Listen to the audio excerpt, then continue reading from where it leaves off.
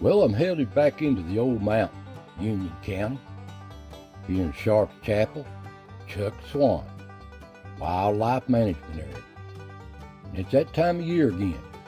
I love to get out here in this time of year. Back in this old country, I like to I call it a retreat, just to get away from all this rat race. And I love to just go up here. Now, this is muzzleloader hunting. Now, here I am pulling in at the old campground. It's a primitive campground now. There's no water hookup, no electricity.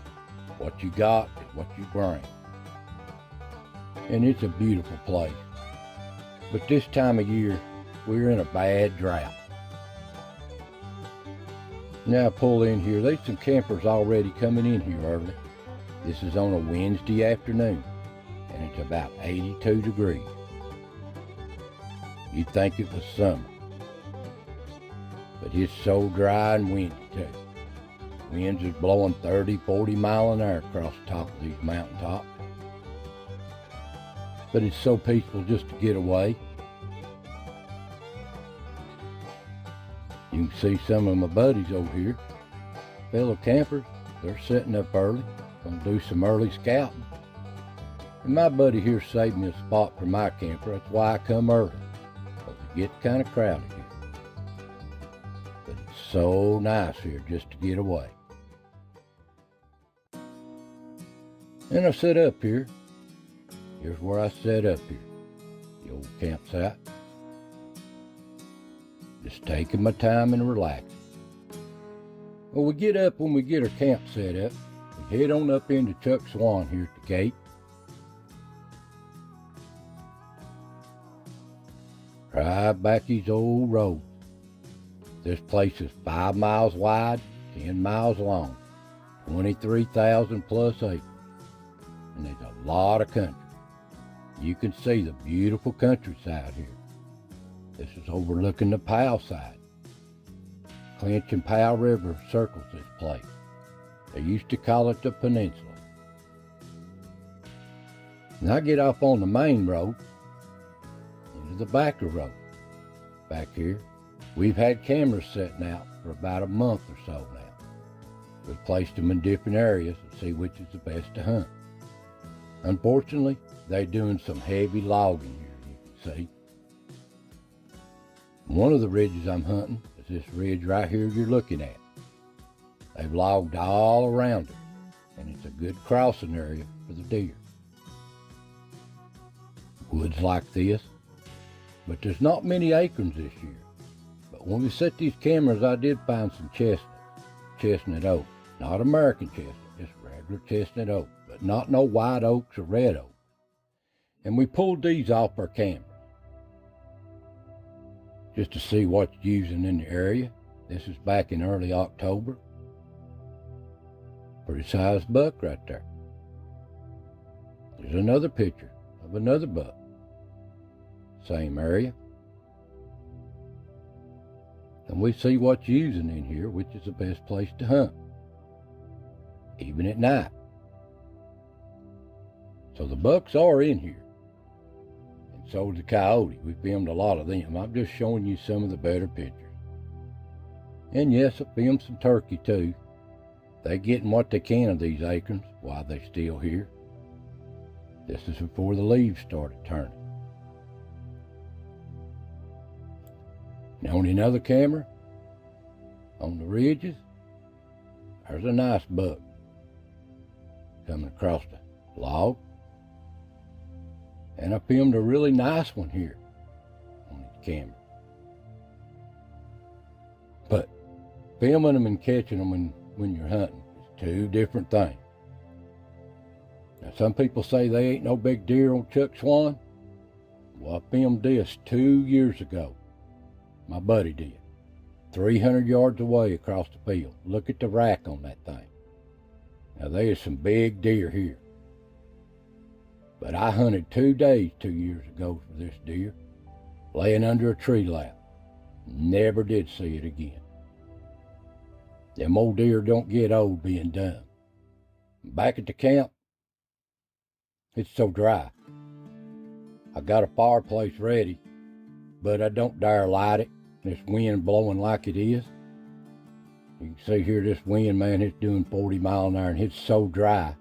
There's so many little forest fires around East Tennessee. I don't dare start no fire. One little old ember could start a wildfire, and I don't want that. So we just settle in the camp with no fire. But we have a good time. Just relax and enjoy the nature. I really enjoy the sunsets here on this mountaintop. Ain't it beautiful? But oh, it's so windy. Well, next morning we get back on these old roads and do a little more scouting. We're going to set our tree stands, but first, I do some exploring. I like to find the old history in here of our old forefathers that settled this country. I'm still looking for them places.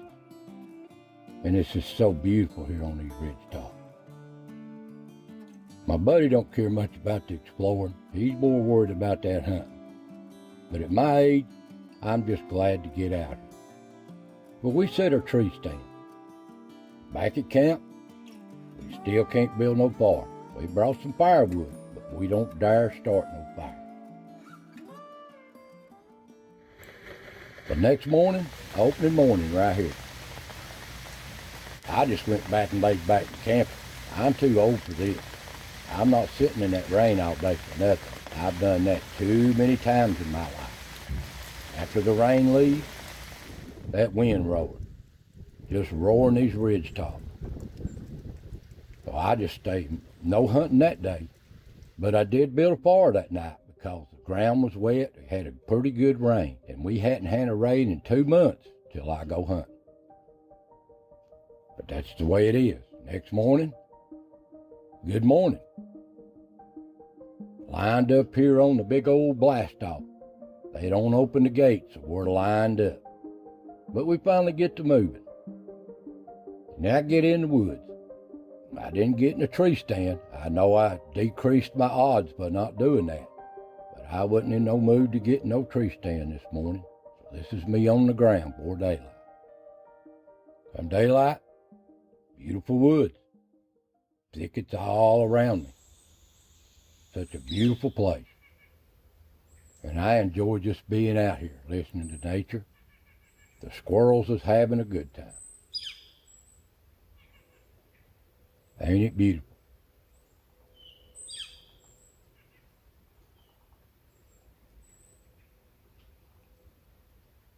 So relaxing just being here.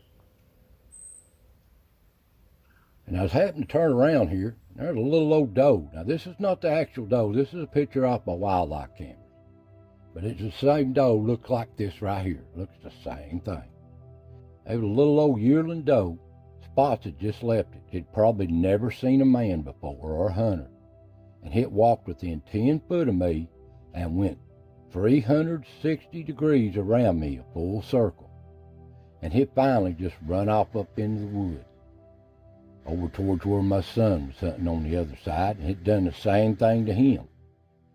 But as time went on, that wind got up. When that wind got up, all they do is just lay down like this right here. Just wait till they get too nervous to move. So we got about 5 or 6 hours. We stayed about 1 o'clock in the day. It got so windy you just had to leave. But late in the evening, I did get to hunt. And all I seen was, I bet you, 3 dozen squirrels running. They was having a good time. Well, back here, as we checked out that evening before dark, there'd only been 8 deer killed at this point. 3 on Friday, 5 that evening on the second day. But it wasn't one of us. So out of 750 quota hunters, only 8 deer killed. All it is, it has to be due to bad weather. Now it's done this for the last 5 years. Bad weather. Pretty before, pretty after. But every time on muzzleloader day, it's bad weather. Well, we head on back to camp and watch such another beautiful sunset. So beautiful. It's just so relaxing to be here, to see nature. Well, I did build another fire tonight, so it's good and wet. But I just couldn't tell no good stories. There was so many generators running around this old park campground that you couldn't hear me no way. Well, there you go. There's the Swan Muzzleloader hunt. I hope you enjoy this, guys. I like to just get out and do nature. So, I want to thank you for watching. God bless. And I'll see you next time.